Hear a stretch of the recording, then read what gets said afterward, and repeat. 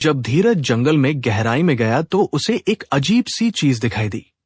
जंगल के बीच में एक बहुत बड़ी गुफा थी। उसे कभी पहले ये गुफा नहीं दिखी थी। असल में धीरज इतना गहरे जंगल में कभी नहीं गया था, पर आजकल जंगल में अच्छी लकड़ी मिलना मुश्किल हो गई थी, इसलिए वो गहरे जंगल में चला गया। जैसे ही वो गुफा के पास गया तो एक ठंडी हवा का झोंका आया। गुफा के अंदर से एक अजीब सी गंध आ रही थी। डर और जिज्ञासा दोनों से धीरज का मन घबरा गया। कौन है? कोई है अंदर? धीरज ने आवाज लगाई। कोई जवाब नहीं आया, पर अचानक गुफा के अंदर से एक हल्की सी रोशनी निकलने लगी। धीरज को डर तो लगा, लेकिन उसकी जिज्ञासा ज्यादा थी। वो धीरे धीरे गुफा के अंदर बढ़ने लगा। गुफा अंदर से बिल्कुल खाली थी, पर उसके बीच में एक औरत बैठी थी। वो औरत बिल्कुल पारदर्शी थी। ऐसा लग रहा था मानो वो हवा से ही बनी हो। उसका चेहरा बहुत सुंदर था, लेकिन साथ ही बहुत दुखी भी था। आप कौन हैं? धीरज थरथराती आवाज में बोला। औरत एक लंबी सांस लेकर बोली, मेरा नाम महिमा है। मैं इसी गांव की हूं, पर अब मैं वो नहीं हूं जो पहले थी। मैं अब सिर्फ एक भटकती हुई आत्मा हूं। धीरज को समझ आ गया, ये एक भूतनी थी। पर अजीब बात यह थी कि धीरज को डर नहीं लगा। शायद इसलिए कि वो खुद भी इतना अकेला था कि एक भूतनी भी उसका साथी लग सकता था। धीरज बैठ गया। आप मुझसे क्या चाहती हैं? धीरज ने पूछा। महिमा की आंखों में आंसू आ गए। वो बोली, मैं अपनी कहानी तुम्हें सुनाना चाहती हूं। शायद तुम समझ जाओगे, शायद तुम मेरी मदद कर सकते हो। फिर महिमा ने अपनी पूरी कहानी सुनाई। कैसे उसकी शादी इसी गांव के एक बड़े घर में हुई थी। कैसे उसके ससुराल वाले उसे पसंद नहीं करते थे। कैसे उसे रोज प्रताड़ना दी जाती थी। कैसे एक दिन उसके ससुराल वालों ने उसे मार डाला था। कैसे वह मर गई, पर उसकी आत्मा को शांति नहीं मिली। पिछले 20 साल से वह इसी गुफा में फंसी हुई थी। किसी को भी अपने दर्द से नहीं निकाल सकी।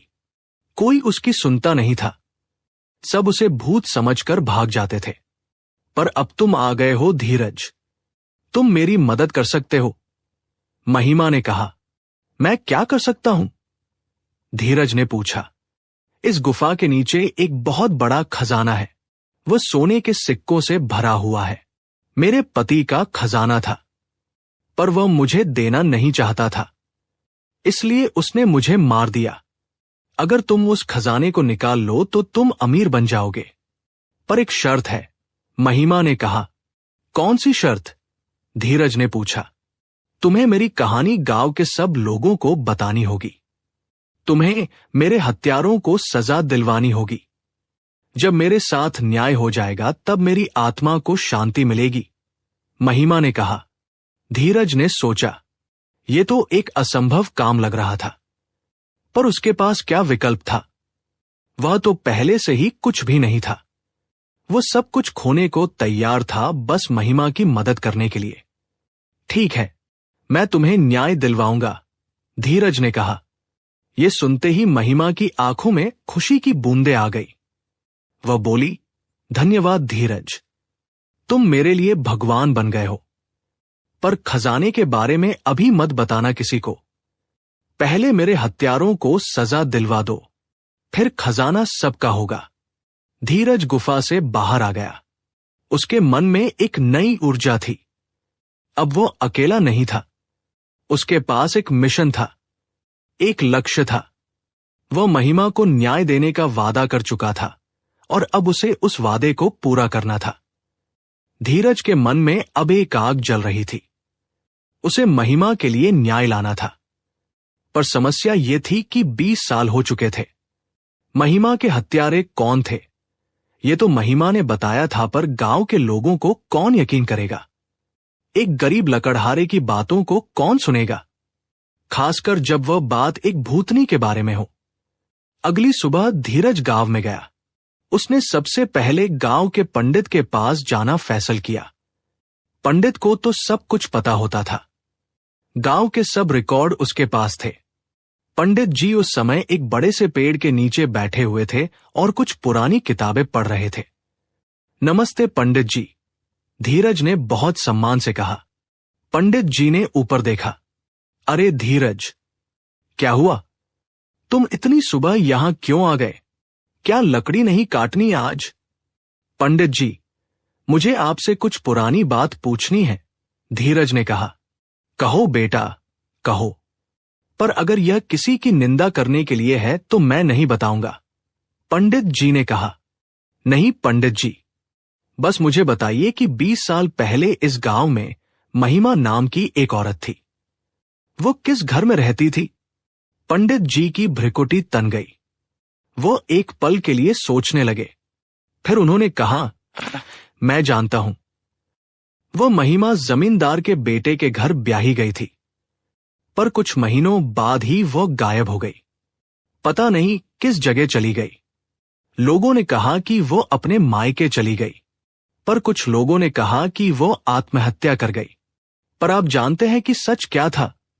धीरज ने पूछा। नहीं बेटा, मैं नहीं जानता। पर क्यों?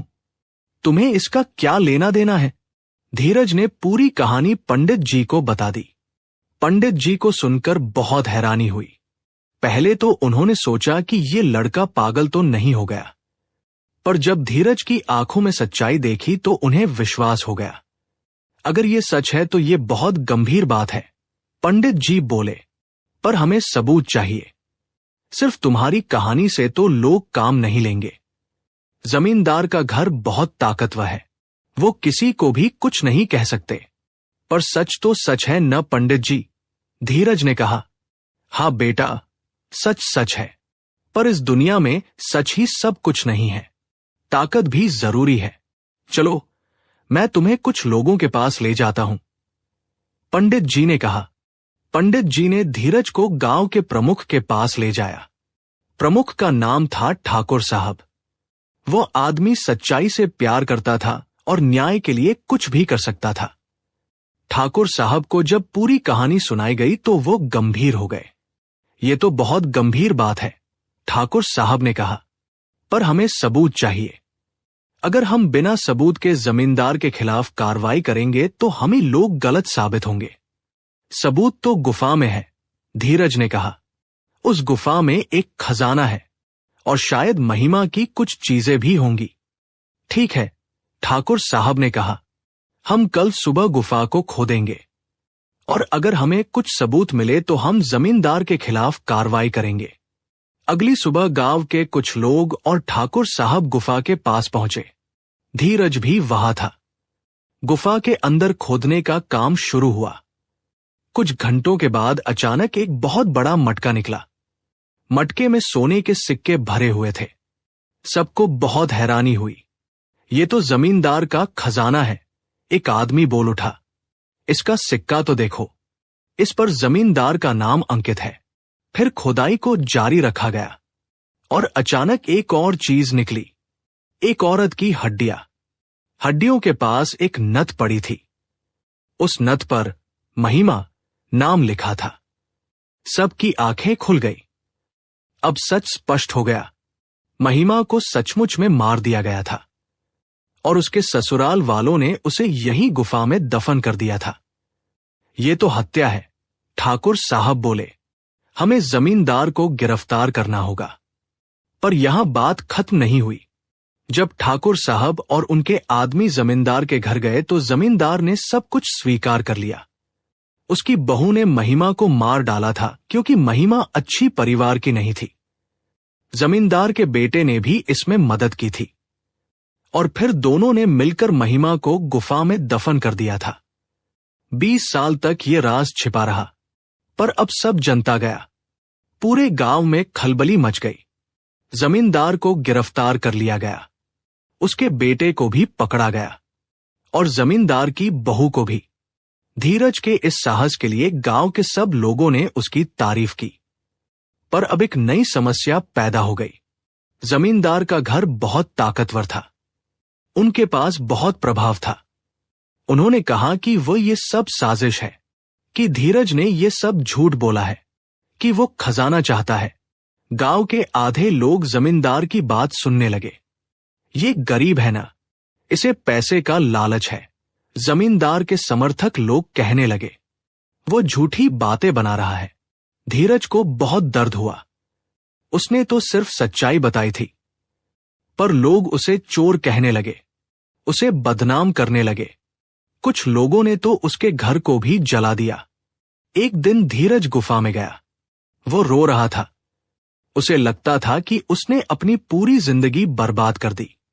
महिमा को देखते ही वो फूट फूट कर रोने लगा। महिमा, मैंने तुम्हारे लिए सब कुछ किया, पर लोग मुझे ही बुरा आदमी समझ रहे हैं, धीरज ने कहा। महिमा ने अपने हाथ धीरज के सिर पर रखे। उसकी आवाज में इतनी दया थी कि धीरज का रोना रुक गया। तुमने मेरे लिए सब कुछ किया धीरज, महिमा बोली। तुम्हारी मेहनत कभी अकारत नहीं जाएगी। लोग अभी तुम्हें नहीं समझ रहे, पर वक्त सबको सच दिखा देगा। पर मैं अब क्या करूं? धीरज ने कहा। मेरे पास अब कुछ भी नहीं रह गया, न घर न परिवार, बस अकेलापन है। तुम्हारे पास मेरा प्यार है, महिमा ने कहा, और तुम्हारे पास सच्चाई है, यही काफी है। पर धीरज का दिल बड़ी तेजी से धड़कने लगा। उसे एक अजीब सी भावना होने लगी। क्या वह एक भूतनी से प्यार कर सकता है? क्या यह संभव था? उसके मन में भ्रम हो गया। उसी रात एक बहुत बड़ी घटना घटी।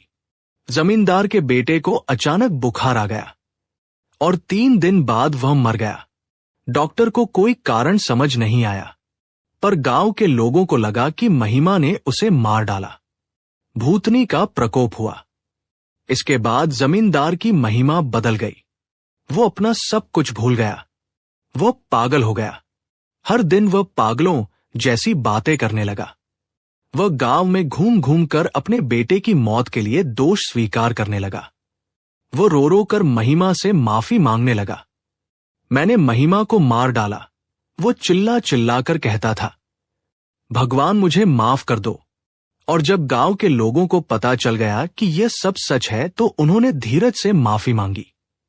अब सबको लगा कि धीरज ने ठीक किया था, पर अब तक बहुत देर हो चुकी थी। धीरज का जीवन पहले से ही बर्बाद हो चुका था।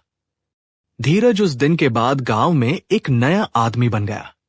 लोग उसे सम्मान से देखने लगे, पर धीरज के मन में अभी भी एक खालीपन था। उसका घर जल गया था।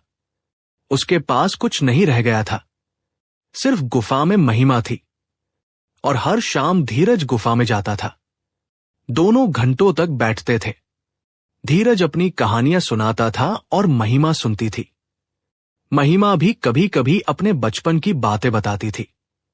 कैसे वो अपने पिता के साथ खेतों में खेलती थी, कैसे उसकी मां उसे गीत सिखाती थी, कैसे उसके भाई उसे छेड़ते थे। महिमा की ये सब बातें सुनकर धीरज को लगता था कि वो महिमा को जान गया है, और धीरज को महिमा के साथ रहने में अब कोई डर नहीं लगता था, बल्कि उसे सुकून मिलता था। एक दिन धीरज ने महिमा से पूछा कि क्या वह उसके साथ गांव में रहना चाहेगी। महिमा पहले तो हंसने लगी, फिर उसने कहा कि गांव के लोग उसे भूतनी कहते हैं। अगर वह गांव में रहेगी तो लोगों को डर लगेगा। पर धीरज ने कहा कि वह सब लोगों से बात कर देगा, कि वह महिमा के बारे में सबको बताएगा। और सचमुच में धीरज ने पूरे गांव को इकट्ठा किया। उसने सबको महिमा की सच्ची कहानी सुनाई। कैसे महिमा एक भोली भाली लड़की थी, कैसे उसके ससुराल वालों ने उसे प्रताड़ित किया, कैसे उसे मार डाला गया, और कैसे वो अब एक आत्मा बन गई थी, पर उसका दिल अभी भी अच्छा था। कैसे उसने धीरज की मदद की ताकि न्याय हो सके। गांव के लोग धीरज की बातें सुनकर बहुत भावुक हो गए। उन्हें अपनी गलती का एहसास हो गया। वे समझ गए कि महिमा कोई खतरनाक भूतनी नहीं थी, बल्कि एक दुखी आत्मा थी जिसे सिर्फ प्यार और सम्मान की जरूरत थी। तब गांव के प्रमुख ने एक फैसला लिया। उन्होंने कहा कि गांव महिमा के लिए एक छोटा सा मंदिर बनाएगा, एक ऐसी जगह जहां महिमा शांति से रह सके, जहां लोग उसे सम्मान दे सके, जहां उसकी आत्मा को चैन मिल सके। जब यह मंदिर तैयार हो गया तो पूरे गांव ने एक बड़ा समारोह आयोजित किया। धीरज को भी बुलाया गया, महिमा को भी आमंत्रित किया गया। पूरा गांव एक जगह इकट्ठा हो गया। पंडित जी ने महिमा के लिए पूजा पाठ किया। सब लोगों ने महिमा से माफी मांगी। मां बेटियों ने रो रो कर कहा कि काश हम पहले समझ जाते कि किस तरह की प्रताड़ना एक औरत को झेलनी पड़ती है। बुजुर्ग औरतों ने महिमा को माता का दर्जा दिया और छोटी लड़कियों ने महिमा को बहन माना। ये दृश्य देखकर महिमा की आंखों में खुशी के आंसू बह गए, पर यह खुशी बहुत जल्दी खत्म हो गई, क्योंकि अगले दिन ही पुलिस की एक टीम गांव में आई। उन्होंने जमींदार को गिरफ्तार करने के लिए कहा, लेकिन तब तक जमींदार पूरी तरह पागल हो चुका था। वो अपने कमरे में अकेला बैठा रहता था और दिन भर महिमा को गालियां देता रहता था। और फिर एक दिन सुबह पड़ोसियों को जमींदार को लटका हुआ मिला। वो अपनी जान ले चुका था, आत्महत्या कर चुका था। जब यह खबर धीरज तक पहुंची तो वह गुफा में गया।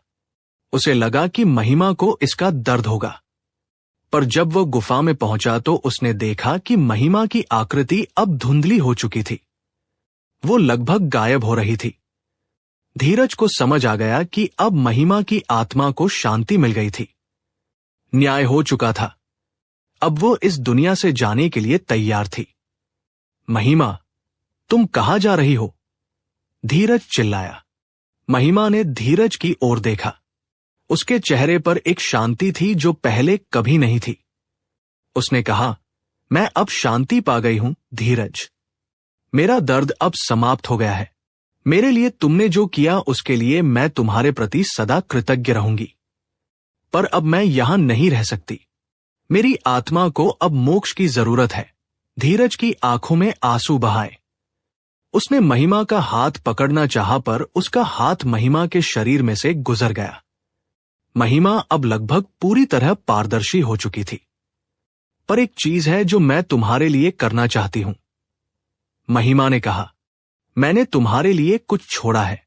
इस गुफा के एक कोने में एक मटका है, उसमें सोने के सिक्के हैं। वो सब तुम्हारा है धीरज। तुम उसे लेकर एक अच्छी जिंदगी जियो, शादी करो, बच्चे पालो, खुश रहो।